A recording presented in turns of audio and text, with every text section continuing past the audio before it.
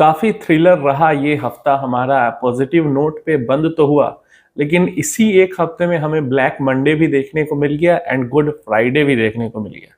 अब good Friday से याद आया, आज तो गुड फ्राइडे है नहीं, गुड फ्राइडे नेक्स्ट फ्राइडे को है।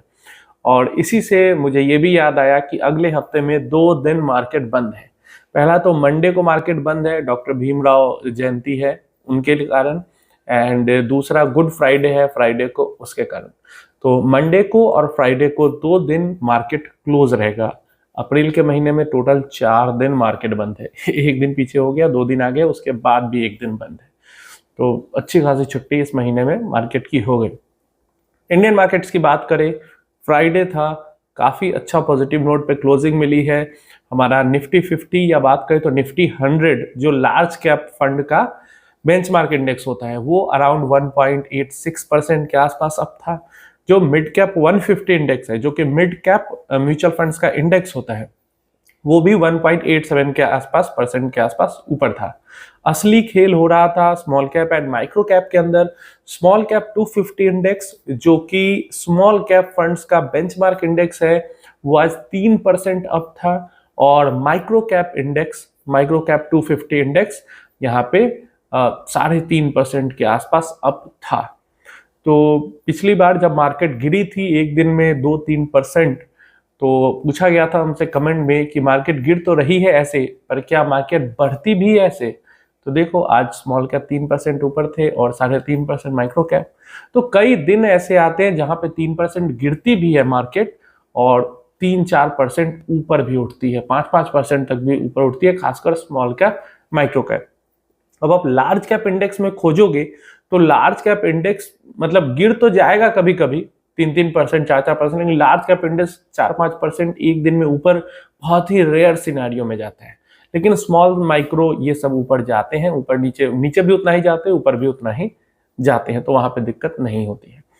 ग्लोबल सिनेरियो की बात करते हैं तो ग्लोबल सिनेरियो फ्लैट ही कह सकते हो। थोड़ा बहुत कुछ मार्केट्स ऊपर है, थोड़ा बहुत कुछ मार्केट्स नीचे है।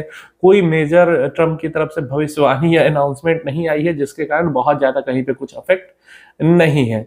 एक चीज हो रही है यूएस के लिए नेगेटिव, यूएस का जो डॉलर इंडेक्स है वो गिरता जा रहा है। सुबह में 100 के आसपास मैंने देखा था, अभी तो मैंने देखा 99 के आसपास पहुंच चुका है। तो बाकी करेंसीज के मुकाबले में डॉलर कमजोर हो रहा है। इवन सुबह में तो उतना नहीं था, लेकिन अभी रुपी के मुकाबले में भी डॉलर गिरा है। 86 प्रॉपर 86 के आसपास पर डॉलर प्राइस आ चुकी है। ये पूरा समरी था आज का। अभी हम ट्यूसडे को लेकर कुछ भी एक्सपेक्टेशन यहाँ पे जाहिर नहीं कर सकते क्योंकि लंबा वीकेंड है। आज तो फ्राइडे है, मतलब आज भी कुछ बोल दे ट्रम्प तो उसका इफेक्ट हमें ट्यूसडे को दिख सकता है।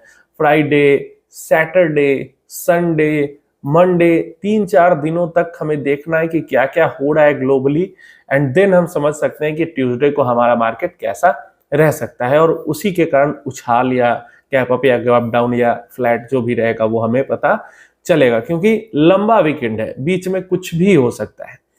इसके अलावा गोल्ड को लेकर काफी सवाल आ रहे हैं कि गोल्ड के अंदर मतलब तगड़ी रैली आ रही है, क्या गोल्ड के अंदर इन्वेस्टमेंट किया जाए? तो देखिए, गोल्ड के अंदर मुझे नहीं लगता खासकर इस सिनारियो में काफी ज्यादा पैसा इन्वेस्ट करना चाहिए। गोल्ड को मैं हमेशा ही वेल्थ प्रिजर्व करने के का एसेट ज्यादा बेहतर समझता हूँ वेल्थ क्रिएट करने के एसेट से। और अभी के तो खासकर टाइम में जहां पे इतनी रैली कर चुका है गोल्ड, एक बार जब तक डिप नहीं आता गोल्ड में, उसके अंदर इन्वेस्टमेंट करने का मतलब अभी कोई लॉजिक नहीं बनता है। क्योंकि अब फिर वही कहूंगा कि आप इन्वेस्ट करोगे और गिर जाएगा, उससे अच्छा थोड़ा वेट कर लो, क्योंकि इक्विटी है नहीं। इक्विटी में और गोल्ड में अंतर होता है। और गोल्ड देखो गिरेगा कब, गोल्ड ये भी बता देता हूँ, जब आपको इक्विटी मार्केट सुधरते हुए दिख जाए, जब आपको दिखे कि इक्विटी मार्केट अब स्टेबल हो चुका है या फिर अच्छे से कंसोलिडेशन फेज जब गुजर रहा है, अब मार्केट ऊपर की तरफ जाने को तैयार है या थोड़ा बहुत चली भी गई है, तो जब इक्विटी मार्केट ऊपर की तरफ जाएगी ना, तब गोल्ड का प्राइस नीचे आएगा।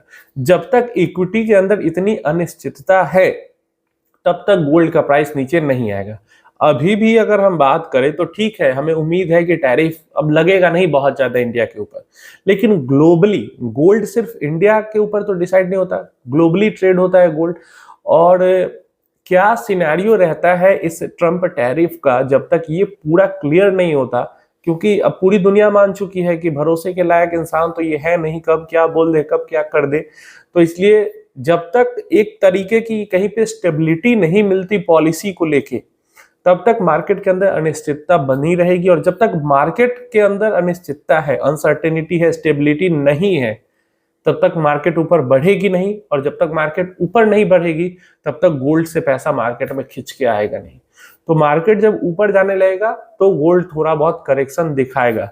प्रेजेंट टाइम में गोल्ड काफी रैली कर चुका है और ये एक्सटेंडेड रैली की तरह गोल्ड की दिखती है। आज भी ऑल टाइम हाई गोल्ड ने लगाया है। तो ऐसे में मुझे नहीं लगता कि अभी बहुत ज्यादा पैसा गोल्ड के अंदर डाल के बैठना चाहिए।